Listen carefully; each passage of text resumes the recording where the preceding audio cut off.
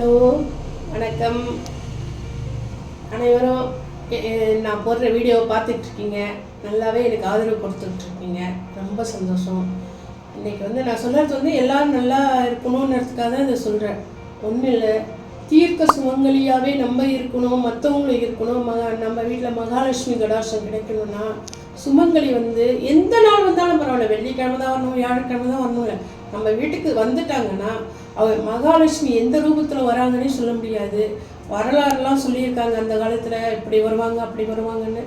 நம்ம வீட்டுக்கு வர சுமங்கலிக்கு நீங்கள் என்ன செய்றீங்க, பூ தருவீங்க, குங்குமம் தருவீங்க, எல்லாமே தருவீங்க. வெல்லம் போட்டு தண்ணியில் அதில் வெல்லம் பானகம் போட்டு ஒரு ஏலக்காய் கொஞ்சோண்டு சுக்குப்பொடி இருந்தால் போடுங்க. இல்லைன்னா ஒரு டம்ளர் தண்ணி அவங்க குடிச்சிட்டு போகிற மாதிரி பண்ணுங்க.